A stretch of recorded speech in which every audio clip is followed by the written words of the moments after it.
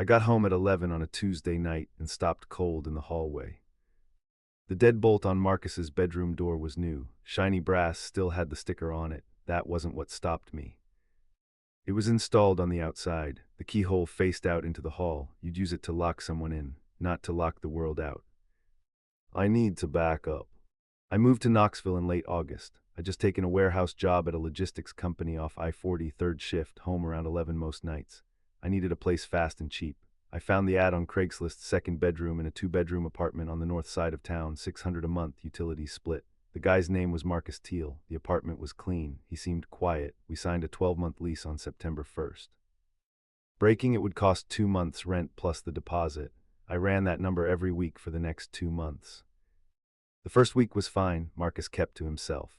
He worked from home doing something with IT contracts. His door was usually shut but not locked. He had a small collection of coffee mugs on the kitchen shelf and he washed them immediately every time he used one. That was the only odd thing at first, that and the fact that he never opened his blinds. Every window in his room, from the 1 or 2 times he cracked the door more than a few inches, was covered, not with curtains, with something dark and flat, cardboard or thick felt taped over the glass. Even on a bright September afternoon, no light came from under his door. The first real thing that threw me happened about 3 weeks in.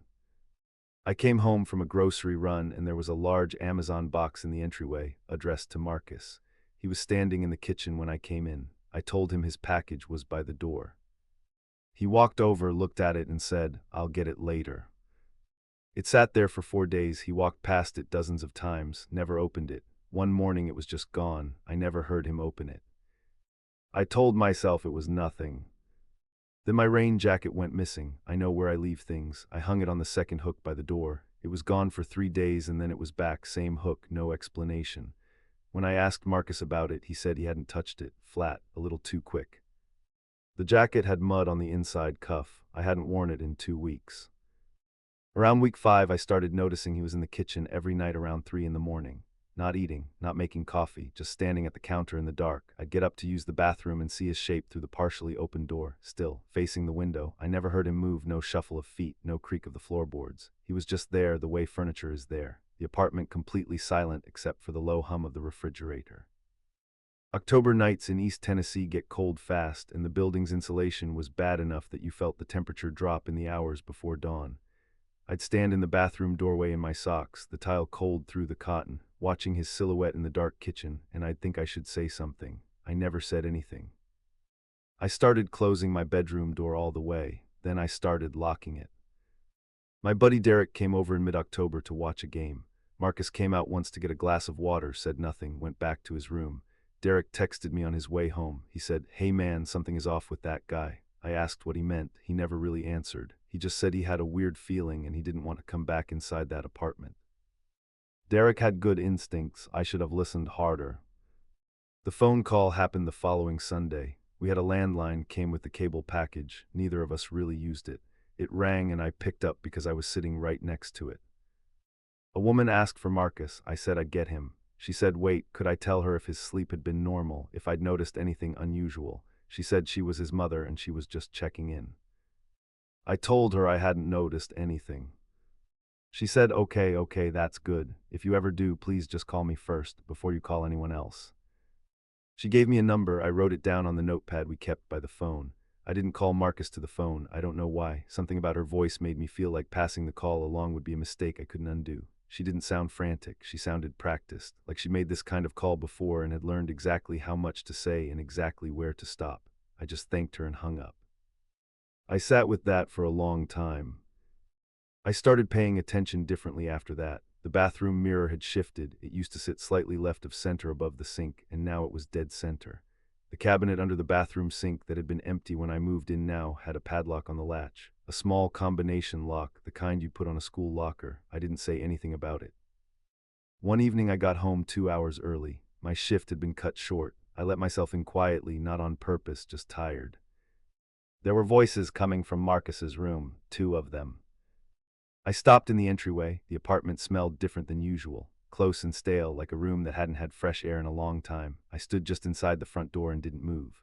The voices were low but present. One was Marcus. The other was harder to place, lower in pitch, the consonants blurring in a way that made it difficult to decide whether I was hearing a second person or a recording. but it rose and fell with the rhythm of a conversation. There were pauses where Marcus's voice would stop and the other voice would fill the silence, and then Marcus would answer. I listened for 2 full minutes before I knocked. The voices stopped immediately, not the way sound fades when you turn off a TV. They just stopped mid-sentence. Marcus opened the door about 6 inches. He filled the gap completely. He looked at me with an expression that wasn't quite surprise and wasn't quite anything I could name. The smell coming from behind him was stronger at the door, stale and dark, like a closet that hadn't been opened in months. "You're home early," he said. I told him my shift got cut. I tried to look past him into the room. I couldn't see anything. He had a curtain rod installed just inside the doorframe, a blackout curtain hanging from it. The room behind him was completely dark. I couldn't see the floor, couldn't see the far wall, couldn't see whether there was anyone standing back there in that darkness waiting for the door to close again. I asked if someone was with him. He said no. He closed the door. I heard the standard interior lock click. Then, a few seconds later, I heard the deadbolt. That was October 28th. I stood in the hallway outside his door for another minute. The apartment was completely silent. I realized I'd been holding my breath. I let it out slowly. Then I went to my room, sat on the edge of my bed, and looked at the wall that separated his room from mine. I called Derek and asked if I could sleep on his couch. He said yes without asking a single question. I packed a bag that night, just clothes, my laptop, my toiletries. I told myself it was one night. I was back at Derek's the next night too, and the night after that. On November 3rd, a Thursday, I went back to the apartment at noon. Marcus had a standing call every Thursday at noon. I could set a clock to it. I had a rental truck from the U-Haul on Broadway. A friend named Cal helped me. We moved everything I owned out in under 90 minutes. Neither of us talked much while we worked. Cal asked once if I wanted to explain what was going on. I said not really. He nodded and picked up the other end of my dresser. I left my keys on the kitchen counter. I contacted the property management company and told them I was breaking the lease. They kept the deposit and charged me 1 month's penalty. I paid it and didn't look back. I filed a report with the Knoxville Police Department, not about a specific crime, I didn't have one, just about what I'd observed, the standing in the dark, the external deadbolt, the second voice, his mother's phone call. They took my name and told me they'd note it. 3 months later, Cal sent me a news link. Marcus had been arrested in January. The article was brief. It mentioned a welfare check requested by a family member. When officers entered the apartment, they found the padlocked bathroom cabinet had been secured from the outside with a second lock. Inside the cabinet was a phone, not a smartphone, a prepaid burner with hundreds of text messages. The article didn't say who they were to or what they said. It also mentioned that a section of the wall between his bedroom closet and the apartment's shared utility space had been modified. A narrow panel had been cut and fitted with a hinge. It opened inward. I don't know what he was doing. I don't know who the second voice was. The article didn't say, and I stopped reading after that line about the panel. I live alone now, 1 bedroom off a county road east of Maryville. I lock my front door, my bedroom door, and the deadbolt every night before I get into bed. I check which way the bolt faces. Every single time.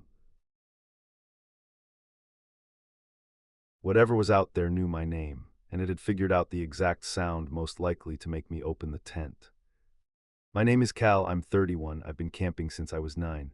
Solo trips in the Rockies, the Smokies, overnights where the nearest road is 12 miles back. I know how the woods sound at night. I know what a deer sounds like moving through brush. I know what a bear sounds like. I know the difference between wind working a branch and something stepping deliberately. What circled my tent on the 3rd night was none of those things.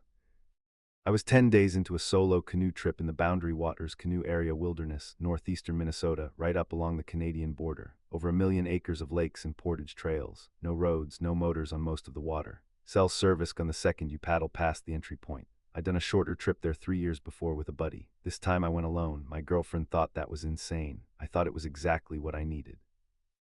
I put in at entry point 30 off the Gunflint Trail and paddled 3 days deeper than most people go.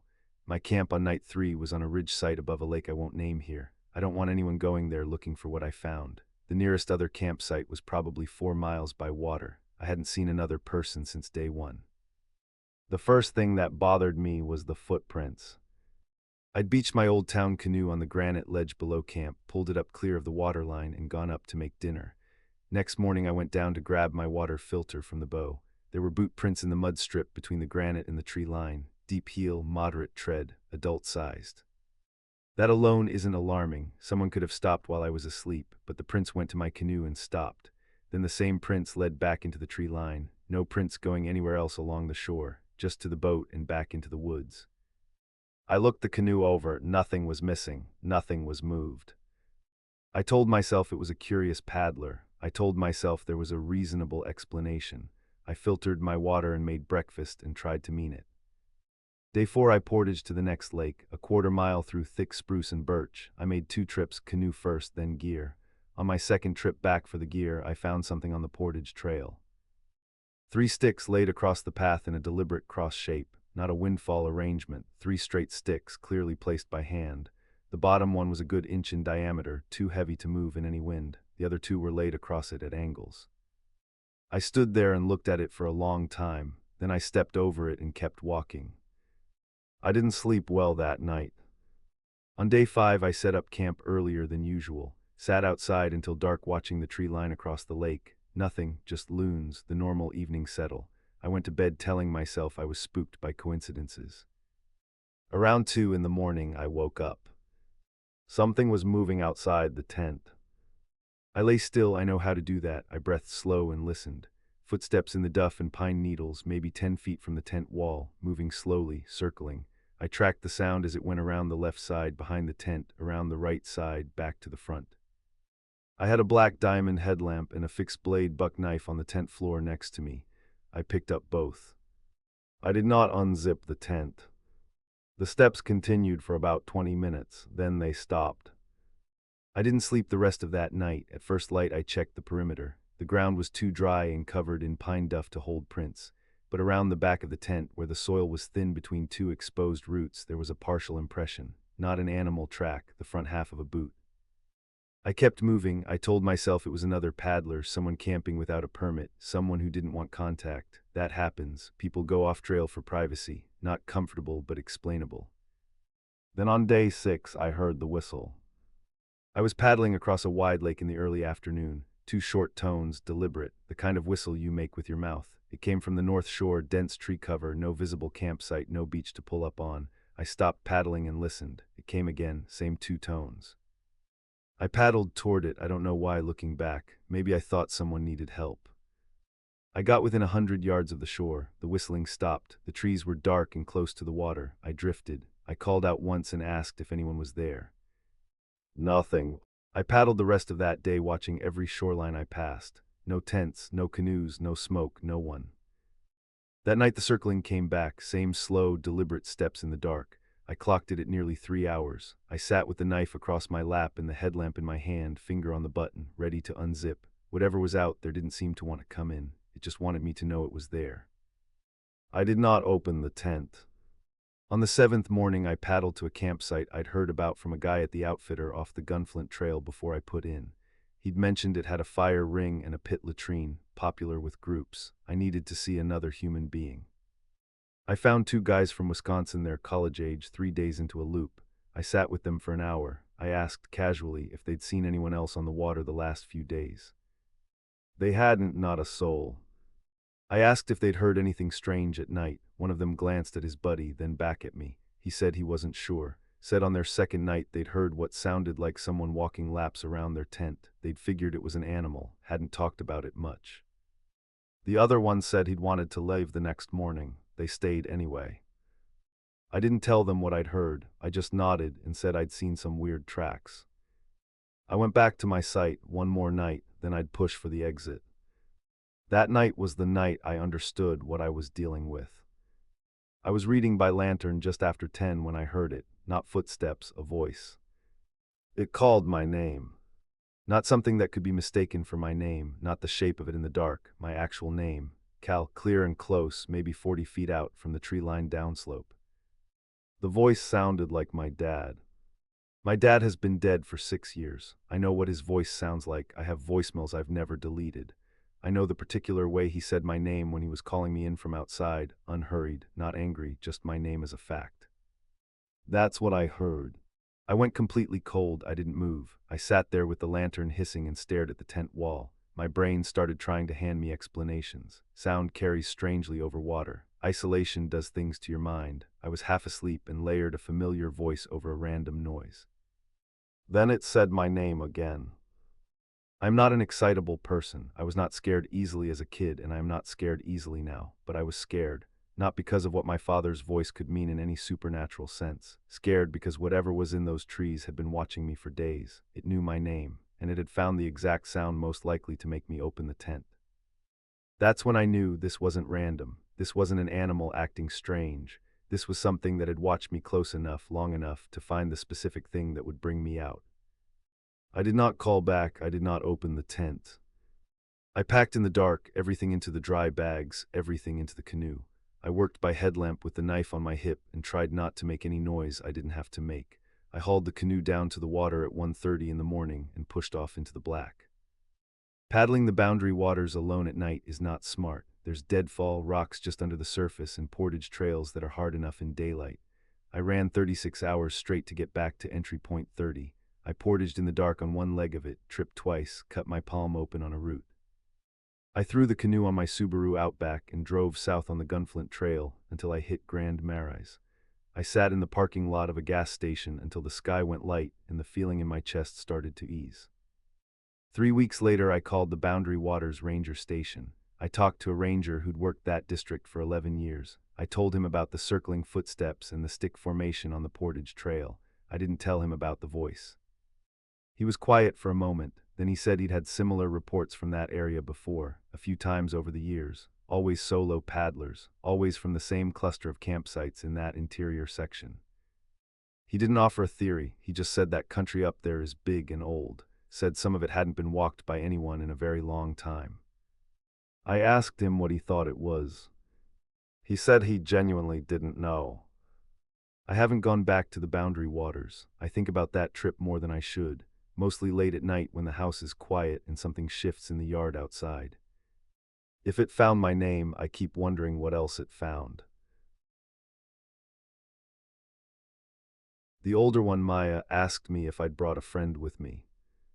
She was 7 years old. She said it the second I walked through the door, before I'd even set my backpack down. She looked right past me, out at the driveway, and said, "Did you bring someone?" I turned around, just my car, just the empty street. I told her no. She nodded like that was the wrong answer and walked back to the living room. That was the first moment. I didn't understand it yet. My name is Joel. I was 19 at the time, finishing my first year at a community college outside Knoxville, Tennessee. I picked up babysitting gigs through a neighborhood app my mom used, mostly retired couples needing dog sitters, sometimes a family with a kid or two. The Callaways came through the same app. 3 kids listed, Maya 7 and her brothers Cody and Eli 5 and 4. The rate was good. The reviews were positive. I'd watched kids before. I wasn't nervous. The Callaways lived on a cul-de-sac off Route 11W. Every house on that street had a 2-car garage and a basketball hoop going soft in the driveway. Sandra Callaway met me at the door at 6:30. Friendly, a little distracted, wearing a blazer like she'd come straight from work. She walked me through the downstairs, kitchen, living room, a half bath by the mudroom. Then she pointed at a door near the garage entry and said the kids knew not to go down there. "Basement locked," she said. "Don't worry about it." She'd left a number for their neighbor Glenn if there was ever a maintenance issue. The kids had already eaten. Baths were done. Maya would read in her room. The boys would need about 45 minutes before they settled. Bedtime at 9. Her husband Mark was already in the car. They had a work event downtown, back by 11. 4 numbers on a notepad on the fridge. Hers, Mark's, Glenn's, the house line. The first hour was easy. Cody and Eli burned themselves out chasing each other around the sectional. Maya sat cross-legged on the floor and did a puzzle. I made them hot chocolate. The boys laughed at something on a cartoon. It felt like every babysitting job I'd ever done.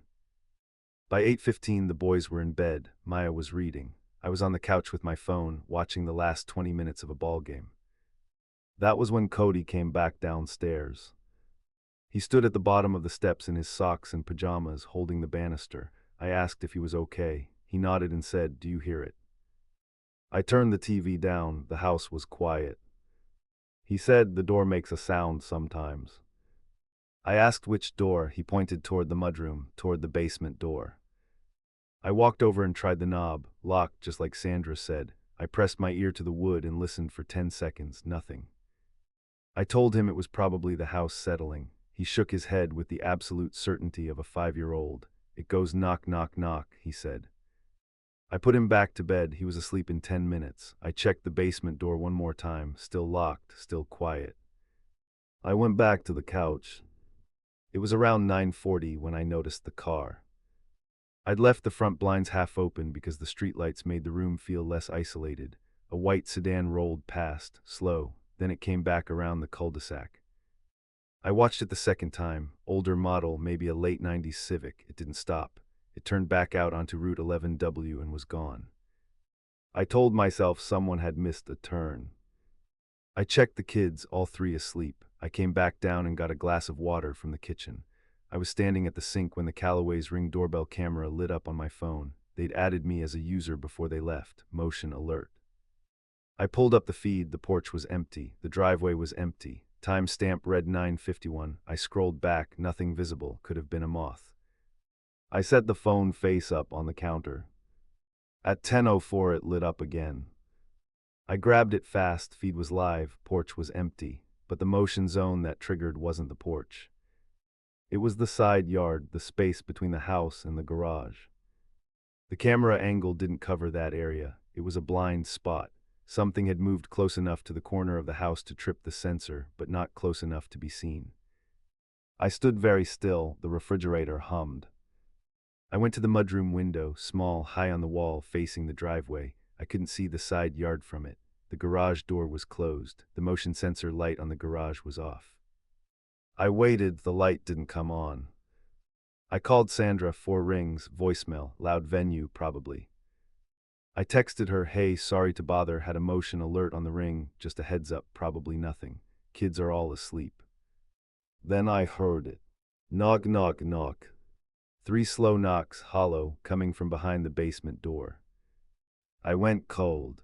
I stood in the hallway and made myself think through it. Pipes, an animal, the house settling harder than usual. None of those make 3 evenly spaced knocks. I went to the kitchen. I took the biggest knife from the block, a 10-inch chef's knife, and held it at my side. I'm not proud of that, but I wasn't leaving it in the drawer. I went back to the basement door, locked, still locked. The knob didn't move when I tested it. But on the inside surface of the door, low down, around knee height, there was a smear. Dark. I brought my phone flashlight up close. A handprint. Not a full print, more like someone had pressed a palm against the door from inside and dragged downward. The print was on the inside-facing surface, the side you'd touch if you were standing at the bottom of those stairs. I stopped thinking about pipes. I went upstairs. I didn't run. I didn't want to scare the kids before I had to. I woke Maya first, quietly. I told her we were going to sit in her room together for a little while, all 3 of them. Her eyes went wide, but she didn't argue. She got up immediately, like she'd been waiting for someone to say exactly that. I woke Cody. I woke Eli. I got all 3 of them into Maya's room. It had a push-button lock on the inside. I engaged it. Then I put the desk chair under the doorknob anyway. Maya sat on her bed with both boys tucked in against her. She looked at me and said, I told Cody someone lives down there. I kept my voice flat. I asked her what she meant. She said he's been there a long time. Daddy doesn't know. I called 911. I told the dispatcher I was a babysitter. The parents were unreachable. I'd heard knocking from a locked basement, and there was a handprint on the inside of the door that had not been there when I arrived. She stayed on the line. She was calm in a way that actually helped. Knox County units arrived in under 8 minutes. I watched them through the gap in the window blinds, 2 cruisers, no lights. No lights meant the dispatcher had relayed this exactly right. I opened the front door with the kids behind me. I showed the officers the basement door. I showed them the handprint on my phone. I'd photographed it before coming upstairs. One officer took me and the kids to the front porch. The other 2 went through the mudroom. 4 minutes, maybe less. Then one of them came back out and asked me where the basement key was. I told him behind the pantry door. He went back inside. I heard the basement door open. I heard boots on the stairs. Then I heard voices, calm, professional, and the sound of someone being told to get on the ground. They found a man in the basement. He'd been there long enough to build a small setup, a sleeping bag, water bottles, a battery lantern. The basement had a ground-level window on the back wall. It had been unlatched, not broken. Unlatched, like someone had worked it open from the outside over time, slowly, so the frame never cracked and no one ever noticed. The white Civic was his. They found it parked 3 streets over. Sandra and Mark arrived home at 11:15 to a street with two cruisers sitting in front of their house. I don't know what that drive over was like for them. Sandra cried when she reached the porch. She pulled Maya and the boys in clothes and kept saying she was sorry. She was so sorry. Mark shook my hand and couldn't seem to find words. The next morning, Sandra called me. She said the police told them the window latch had been loose since they moved in. They'd never noticed it. They thought they were the first family in that house. They weren't. Nobody knew how long he'd been living down there. Maya never changed her story. In the days after, she kept saying she'd known someone was in the basement. She'd heard the door at night for weeks. She'd told her parents. They thought she was having bad dreams. The kids noticed first. They always do.